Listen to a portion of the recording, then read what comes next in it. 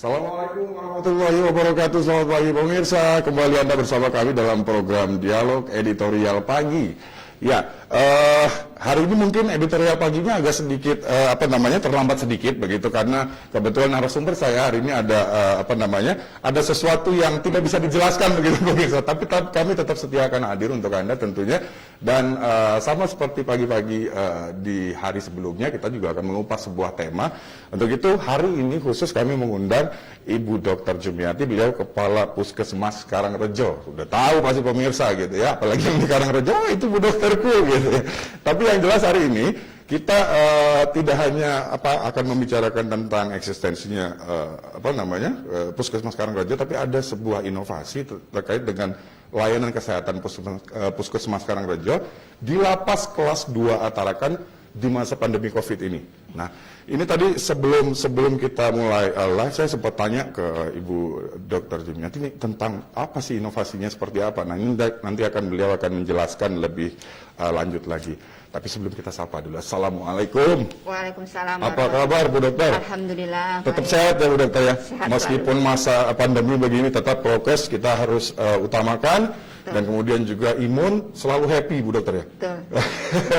Oke Bu Dokter, ini terkait dengan tema kita pagi hari ini ada sebuah terobosan begitu terkait dengan layanan kesehatan khususnya Puskesmas Karangrejo di lapas kelas 2 Tarakan. Ini apa sih, tentang apa dan bagaimana begitu? Jadi sekilas mungkin ya Mas saya jelaskan tentang inovasi layanan di Puskesmas Karangrejo di lapas itu kami beri nama dengan Warna Bestari. Warna Bestari. Ya, jadi warga binaan sehat bersama tanpa diskriminasi. Oke, baik. Jadi kita tahu bahwa semua masyarakat itu berhak atas namanya sehat. Tak terkecuali warga binaan. Terkecuali warga binaan yang ada di lapas. Hanya saja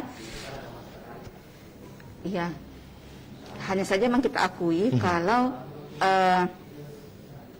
di lapas ini warga ini ibaratnya terbatas secara fisik dia dibatasi oleh jeruji besi lah ibaratnya seperti itu, sehingga hak mereka untuk mendapatkan akses layanan kesehatan juga pasti akan sedikit berkurang. Nah, ditambah juga mungkin keterbatasan di lapas itu sendiri. Baik.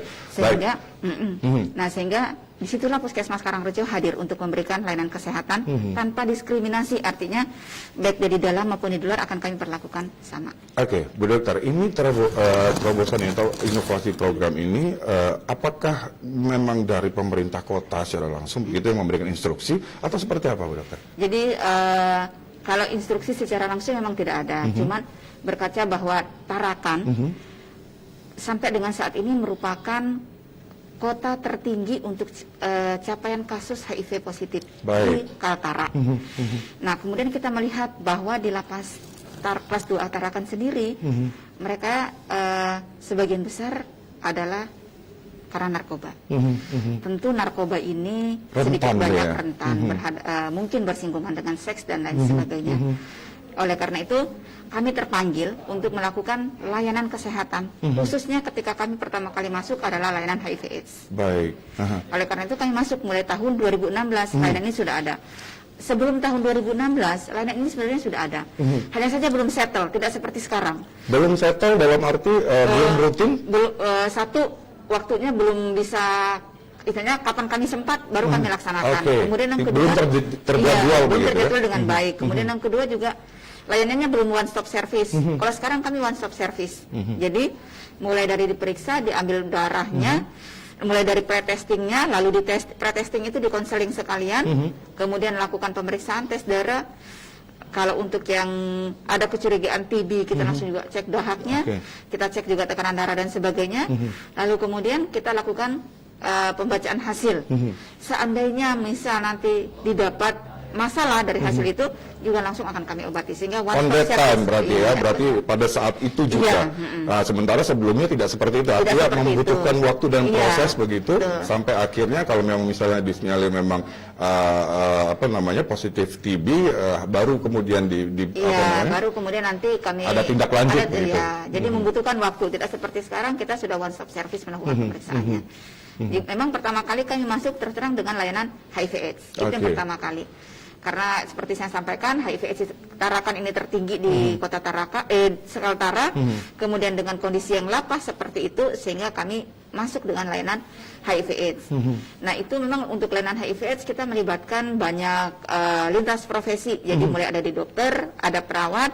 Kita bahkan melibatkan yang namanya kelompok dukungan sebaya Spirit Borneo. Itu apa? Itu kelompok dukungan sebaya adalah kelompok sejenis mungkin LSM ya, jadinya, yang bergerak untuk menyemangati teman-teman motivator ini yang gitu ya. Ya, untuk yang seandainya dia HIV-nya positif. Karena untuk mengkonsumsi obat dan sebagainya macam ini kan butuh motivasi. Betul. Butuh motivasi dari teman atau dari teman sebayanya, sehingga mereka juga merasa semangat untuk mau menjalani hidup. Dan itu nggak boleh putus ya Bu Dokter? Nggak boleh putus, dan itu seumur hidup akan mereka konsumsi. Itu yang berat. Nah, akhirnya digandenglah LSM ini untuk memberikan motivasi kepada warga binaan tersebut, begitu. Warga binaan tersebut. Kemudian kita juga bekerja sama dengan HIMSI, jadi Himpunan Psikologi. Ya, jadi kalau kemudian dia dengan KDS tetap tidak mau pengobatan, lalu kita biasanya psikolog. Kita mendekatinya secara personal. Psikolog kan tentu punya ilmu sendiri, bagaimana pendekatan kepada klien lah, ibaratnya seperti itu. Dan ini memang sudah diperhitungkan Bu Dokter, artinya pasti ada yang ngedrop, ngedown begitu, dan memang membutuhkan motivasi, spirit begitu.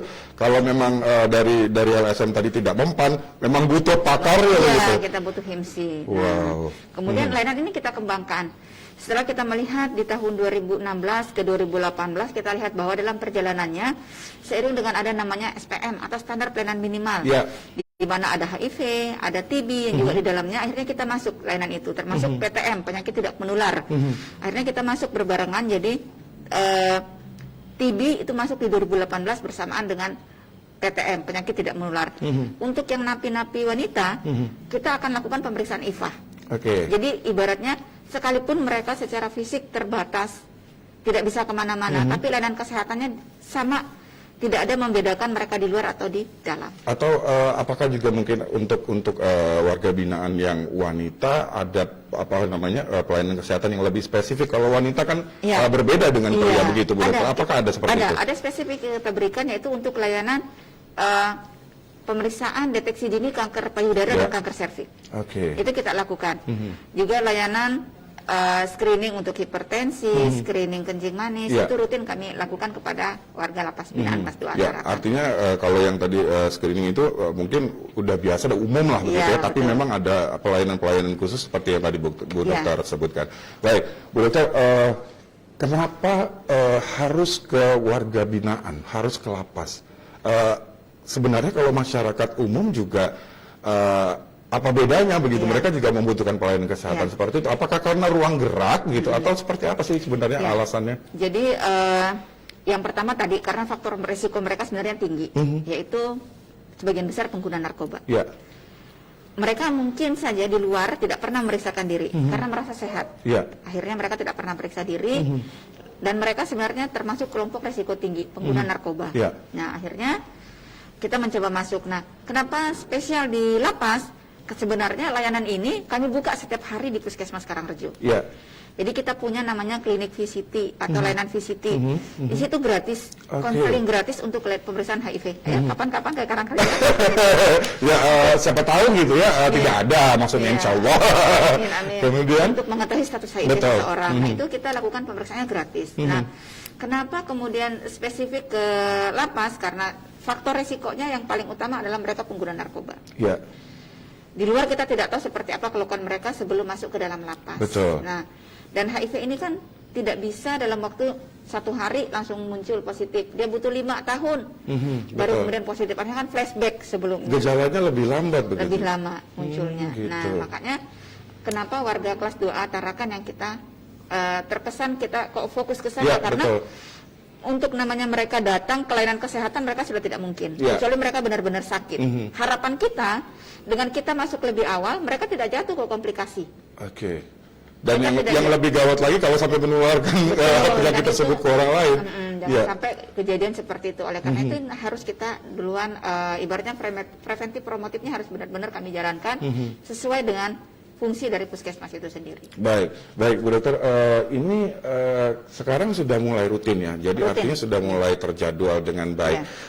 Saya juga mendengar ada informasi bahwa Puskesmas Karangraja juga melibatkan warga binaan yang ikut program asimilasi, yang artinya mereka sudah tidak lama lagi akan bebas begitu. Apakah itu betul Bu Dokter? Iya, jadi untuk kami kan hanya bisa menjangkau, sebelum pandemi kami hanya bisa masuk di hari Jumat. Kenapa di hari Jumat? Karena di hari Jumat itu tidak ada jadwal kunjungan keluarga. Jadi kami bisa masuk untuk melakukan pelayanan. Nah, untuk yang memantau sehari-hari memang ada perawat di sana, tapi kan terbatas dengan jumlah klinik yang di sana ya. Dengan jumlah napi yang demikian atau warga binaan yang demikian banyak, sehingga kami melakukan kaderisasi. Nah, kaderisasi itu dilakukan kepada warga asimilasi. Jadi kenapa yang asimilasi? Karena asimilasi ini kan tidak lama lagi keluar. Betul. Dan mereka sudah mulai bergabung dengan masyarakat ya. Jadi memang kemarin salah satu syarat yang ditetapkan dari lapas adalah dari warga binaan yang statusnya sudah asimilasi, WPP asimilasi. Itulah yang kemudian kami latih. Bagaimana melakukan pemeriksaan sederhana. Pemeriksaan apa tuh yang sederhana? Apakah tensi gitu-gitu? Hanya sebatas melakukan misal nih pemeriksaan suhu, tekanan darah, kemudian berat badan, kemudian mencatat apa keluhan. Oh gitu. Jadi tidak terlalu yang spesifik. Ya, gitu. tapi kita juga mengajarkan bagaimana PHBS. PHBS itu apa Bu? Pola hidup bersih dan sehat. Pola hidup bersih dan sehat. Iya, kita mengajarkan harapannya WBP inilah yang nanti akan menjadi kepanjangan tangan kami untuk selalu menyampaikan kepada warga binaan yang lain untuk selalu berperilaku hidup sehat. Harapannya apa? Ketika keluar mereka benar-benar berperilaku sehat. Itu harapannya. Ini artinya getok tular istilahnya. Jadi mereka yang selalu mengingatkan gitu ya. Artinya tidak ada dokter, tidak ada perawat di sana pada saat tidak ada jadwal, tapi ada teman-teman warga binaan yang program asimilasi yang bisa meneruskan begitu ya. Artinya ini tetap tidak akan putus begitu. Baik, Bu Dokter, kita nanti akan lanjut lagi Bu Dokter, tapi kita mesti jeda dulu. Pemirsa, Anda jangan kemana-mana, kami akan segera kembali setelah yang berikut ini. Tetaplah bersama kami di program Editorial Pagi. Bisa nggak masuk?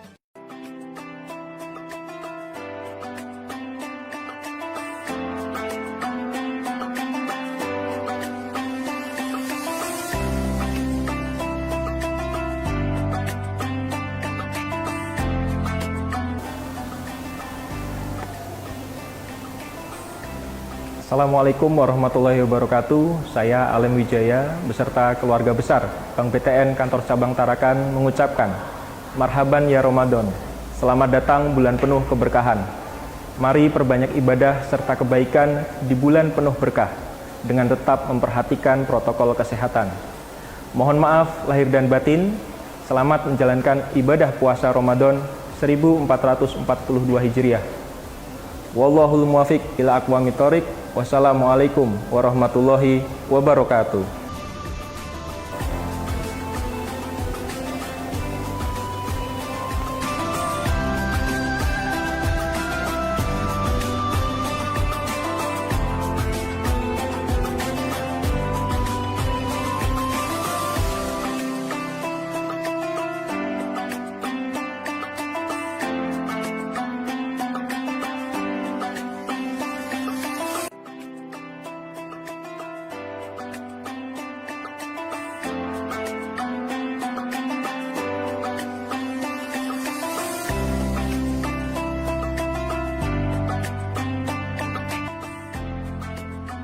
Kami, keluarga besar SMA Muhammadiyah Tarakan, mengucapkan selamat menunaikan ibadah puasa Ramadan 1442 Hijriah. Marhaban ya Ramadan.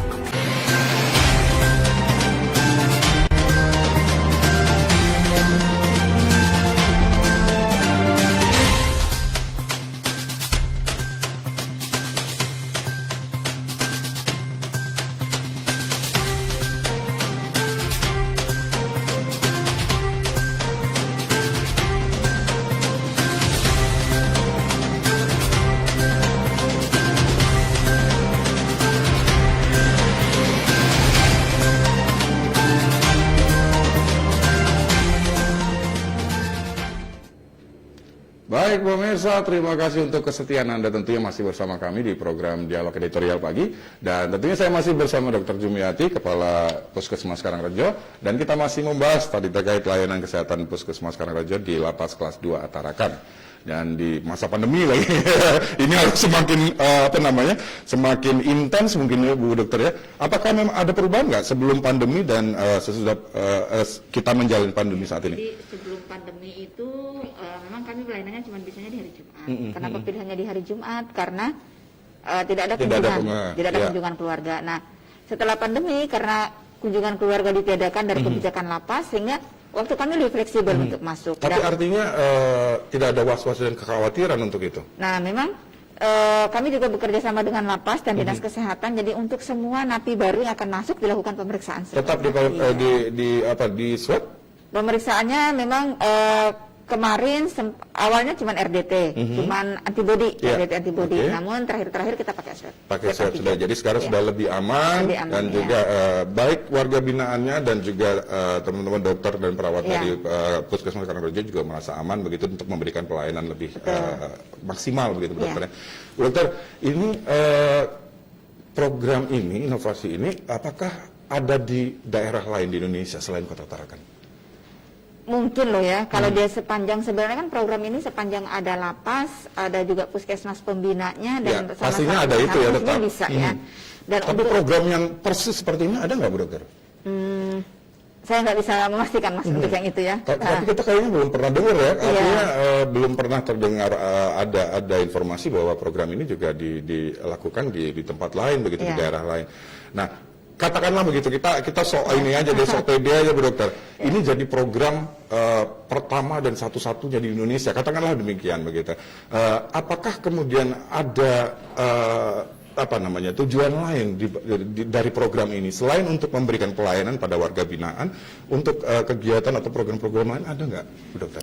Sebenarnya tujuan awal seperti ini adalah bagaimana kami menemukan kasus seperti itu ya, memberikan layanan. Artinya keberadaan puskesmas itu bermanfaat untuk di wilayah kerja kami Puskesmas Karangrejo itu sendiri. Tujuan awalnya memang seperti itu. Lalu kemudian ada yang namanya SPM, standar pelayanan minimal. Ternyata dengan kita melakukan ini, kita bisa ekspansi layanan. Nah, artinya bisa mengungkit capaian SPM kami.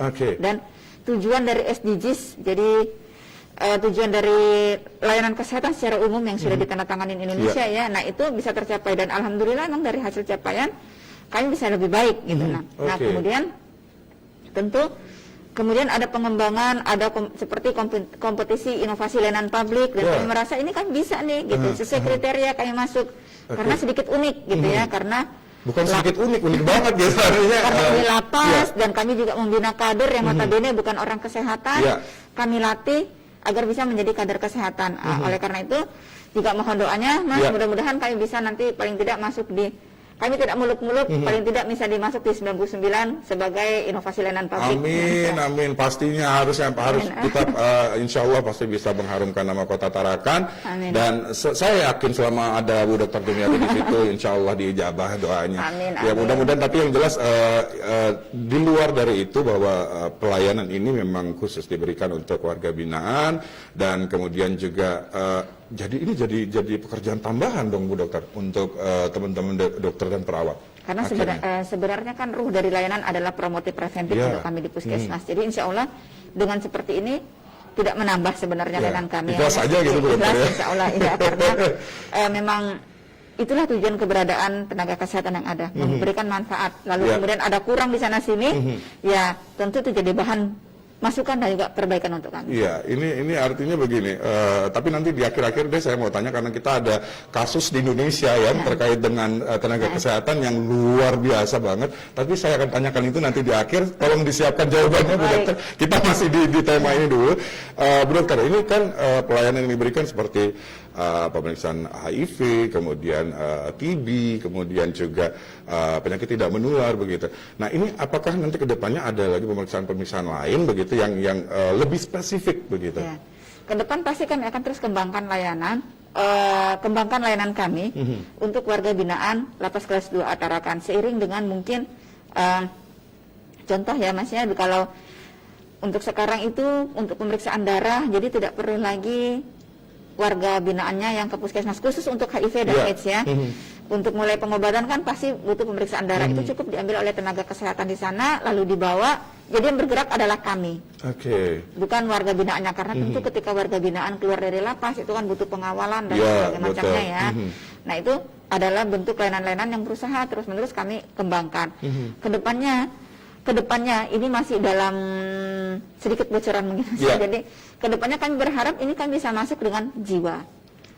Jadi mungkin bisa screening, karena kan kita tahu pasti kondisi di sana orang tertekan. Cuman seberapa besar tingkat ketertekanannya mereka itu kan ada kuesioner sebenarnya yang sudah dari Kementerian Kesehatan sudah ada jenis kuesionernya. Nah mungkin perlahan nanti kan bisa masuk ke sana. Jadi memang ini disiapkan terus apa kira-kira layanan-layanan yang bisa mungkin diberikan di sana begitu. Dan sekali lagi ini kondisinya memang mau tidak mau harus kita bilang bahwa kondisi ini berbeda dengan masyarakat umum yang bebas dalam tanda kutip. Artinya mereka dibatasi dengan segala keterbatasan mereka di sana, dan Puskesmas Karangrejo hadir di sana untuk bisa membantu mereka, melayani mereka terkait dengan kesehatan yang sudah kita perbincangkan sedari tadi. Baik, Bu Dokter, ini artinya jadi sebuah pengabdian, kemudian juga prestasi juga dan tentunya kelas puskesmas ini sudah tidak seperti dulu lagi gitu. Jadi jangan dilihat sebelah mata nih puskesmas sekarang, wah luar biasa inovasinya, breakthrough-nya, terobosan baru. Dan ini apakah juga diikuti oleh puskesmas? Kita punya berapa puskesmas? Ada 6 puskesmas. Ada 6 puskesmas di Tarakan. Apakah ini juga jadi proyek percontohan begitu, Dokter? Karena kebetulan tentu nanti semua puskesmas sebenarnya punya inovasi mungkin yang mereka kembangkan masing-masing. Cuma karena kebetulan lapas ini ada di wilayah kerja kami, makanya itu menjadi inovasi di kami. Mungkin di puskesmas lain akan ada inovasi-inovasi sesuai dengan kebijakan masing-masing di dan local wisdom lah ya, local wisdom di masing-masing puskesmas tersebut. Jadi memang ini dikarenakan memang di wilayahnya Puskesmas Karangrejo, makanya Puskesmas Karangrejo jadi action akhirnya gitu. Baik, Bu Dokter, ini kita saya sedikit agak keluar dari tema kita terkait dengan kasus yang menimpa tenaga kesehatan di Indonesia, terjadi kekerasan pada mereka. Apa yang bisa Bu Dokter sampaikan terkait dengan kondisi tersebut? Terhadap kondisi tersebut yang jelas kami sebagai tenaga kesehatan prihatin. Prihatin akan kejadian tersebut dan apalagi ini sampai viral ya, tentu ini akan berdampak baik kepada si korban maupun kepada si pelaku, itu pasti. Efek psikologis itu pasti. Hanya saja memang harapannya sekali lagi komunikasi. Ini yang susahnya gini, sebagai pelayan publik begitu, pelayan masyarakat, tentunya rumah sakit, puskesmas juga selalu meningkatkan pelayanannya untuk menjadi pelayanan yang excellent begitu, prima begitu. Tapi juga masyarakat harusnya sadar dengan itu begitu. Katakanlah begini, singkatnya saja, bagaimana perawat atau susternya mau ramah kalau kita judes atau bawel begitu kan? Ini yang mungkin harus dimengerti juga, apalagi tenaga kesehatan ini kan melayani begitu banyak masyarakat. Jadi bukan cuma kita. Jadi egoistis ini yang mestinya harus diturunkan sedikit kali, Bu Dokter. Ya sama-sama ya Mas ya. Kalau saya bilang baik dari pihak kesehatan maupun dari pihak masyarakat, karena sekali lagi setiap orang itu punya pembawaan masing-masing. Ada orang yang dia melihat aja kita sudah jutek, kita lihat dia judes, tapi memang itu bawaannya dia bawaan mukanya dia tidak bisa diapa-apain gitu. Nah, kalau yang seperti itu ada juga orang yang secara, ini saya bicara sebagai sisi tenaga kesehatan, ada juga yang memang suaranya besar. Jadi tapi bukan kasar. Tapi bukan kasar, dia tidak marah, cuman memang suaranya besar. Anggaplah karena kebetulan saya dari Sulawesi, suaranya kan cenderungnya besar. Jadi kayak marah-marah, padahal tidak ada niatan untuk marah. Nah begitu juga terkadang sekali lagi masyarakat ini yang kami lihat, sekali lagi saya melihatnya dari sisi kesehatan. Ketika mereka mendaftar dan sebagainya, itu kan kita punya identitas, ada KTP, ada SIM, ada juga kartu JKN-nya atau kartu BPJS, masyarakat taunya. Terkadang 3 kartu ini, Mas, tanggal lahirnya itu beda semua. Beda-beda. Jadi Alamatnya artinya beda-beda. bukan dipersulit untuk diproses, Betul. tapi ada Ada permasalahan. permasalahan sehingga ketika petugas mengkonfirmasi sekali lagi, mungkin karena mereka juga sakit, akhirnya sudah tensi duluan, udah marak duluan gitu. Nah, Oke. Baik. karena memang terus terang kita menemuin beberapa kasus di mana tanggal lahir di KTP-nya dengan di kartu CKN-nya ini berbeda. Nah, petugas itu kan tidak hanya satu orang. Ya. Mungkin ketika pertama kali dia mendaftar dia menggunakan KTP. Lalu berobat berikutnya dengan petugas yang berbeda, yang bawa pun berbeda. Iya. Dia menunjukkan kartu yang berbeda. Nah, pasti akan dikonfirmasi. Dan itu butuh waktu Dan, dong. dan butuh Iya waktu kan? dan terkadang kalau sudah ditanya berulang, terkadang ada jawaban tidak lihat apa ada di situ. Nah, mulailah terpancing. Makanya sekali lagi Iya. komunikasi. Komunikasi yang paling Sekali lagi penting ya emang Bu Dokter. komunikasi. Dan gini, tadinya begini Bu Dokter, saya jujur aja di awal saya merasa ada di pihak orang tua si anak Iya. tersebut. Saya bilang, ya iyalah, saya juga bakal marah kalau misalnya anak saya berdarah-darah. Tapi kemudian saya terpikir lagi, untuk mencabut selang infus, seorang perawat pasti itu udah luar Iya. kepala, udah hatam istilahnya, dan tidak mungkin terjadi hal yang keliru begitu. Iya. Itu yang saya pikirkan. Jadi ini artinya ada kesalahpahaman dan miskomunikasi, itu tadi. Dan memang besar harapan kami ketika ada miss seperti itu, sekali lagi tolong jangan kerasi kami juga Iya. secara fisik. Betul, ini yang harus dilarang. Iya. Ini bahaya loh, ancamannya pidana Ya, bisa makanya gitu. kalau yang seperti itu mungkin bisa disampaikan kepada pimpinannya secara Iya, langsung. betul. Kami yakin saya pastikan kami akan lakukan pembinaan terhadap hal tersebut.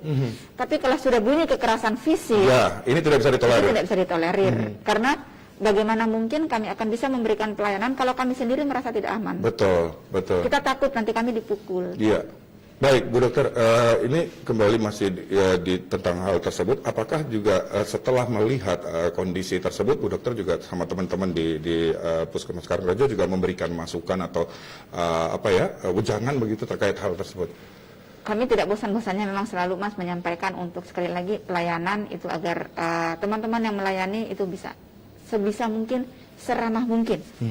Cuman sekali lagi ini pribadi ataupun orang per orang ini pasti berbeda. Iya, betul. Karena memang ada orang secara penampilan memang sudah ya jutek, secara omongan memang sudah kasar. Di luar dari profesinya ya, Di luar dari kita bicara karakternya Bicara begitu. karakter. Nah, jadi karakter orang itu pasti berbeda-beda. Tapi kami tidak bosan-bosannya untuk selalu mengingatkan.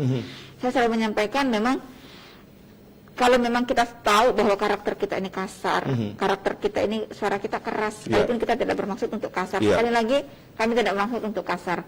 Hanya saja kalau memang seperti itu, tolong gunakan bahasa yang gampang dimengerti. Jadi tidak berpanjang lebar kita menjelaskan. Karena semakin panjang lebar takutnya semakin salah dimengerti. Betul, dan akan terpancing kedua belah pihak Iya, akhirnya. terpancing pada belah pihak. Dan ini juga artinya sebaliknya, artinya Bu Dokter, kalau misalnya memang ada pasien yang diperlakukan oleh nakes dengan tidak baik, itu bisa dilaporkan kan Bu? Bisa, silakan dilaporkan kepada pimpinan, silakan. Tapi sekali lagi mohon kami juga jangan dikerasi. Ya, pokoknya komunikasi yang paling penting dan tidak main hakim sendiri, tidak main tangan gitu. Betul. Ya. Artinya ini semua masih Iya. bisa diomongin dengan baik. Baik, tapi yang jelas kita ikut miris dengan kondisi tersebut. Mudah-mudahan ini tidak terjadi lagi, tapi juga akan menyadarkan kedua belah pihak, baik para tenaga kesehatan dan juga masyarakat. Tenaga kesehatan akan memberikan pelayanan secara excellent, masyarakat juga harus memahami, artinya juga harus menghargai dan kita nggak bisa bawa ego kita begitu, karena tenaga kesehatan ini bukan melayani Anda sendiri loh, ada berapa banyak yang dilayani. Jadi artinya kalau terjadi bad mood itu pastilah ya. Dan jangan lupa jujur, jangan lupa sampaikan keluhannya secara jujur kepada Ya, kami. begitu. Jangan ditambah-tambahin Jangan juga yang ditambahin aneh-aneh. atau disembunyikan. Ya. Nah, ini akhirnya sudah bergulir peristiwanya, tapi kemudian yang bersangkutan juga sudah meminta maaf kalau tidak salah, dan mudah-mudahan ini sekali lagi tidak terjadi. Baik, Bu Dokter, ini juga jangan sampai terjadi di Puskesmas Karangrejo, Bu Dokter. Amin, insyaallah. Mudah-mudahan. Artinya, tapi kita lihat masyarakat Tarakan nggak ada lah yang begitu ramah tamah semuanya, insya Allah. Baik, Bu Dokter, terakhir terkait dengan layanan kesehatan Puskesmas Karangrejo di Lapas Kelas 2 Tarakan ini, artinya tentunya disambut baik oleh Kepala Lapas Bapak Yosep Yambise. Apa yang beliau sampaikan kepada Puskesmas Karangrejo lewat Bu Dokter? Jadi prinsip Pak Kalapas Pak Yosep itu menyampaikan mendukung sangat baik kegiatan Warna Bestari ini, dan beliau menyampaikan jika ada hal-hal yang memang kami butuhkan, mohon dikomunikasikan, insya Allah mereka akan siap membantu kami. Wow, jadi luar biasa. bantuan Pak Yosep dan teman-teman di lapas itu luar biasa untuk kami, sehingga kami bisa melakukan kegiatan Warna Bestari ini dengan lancar dan baik. Baik, jadi ini bukan hanya sekedar welcome gitu, tapi juga memberikan support begitu ya, iya, luar betul. biasa.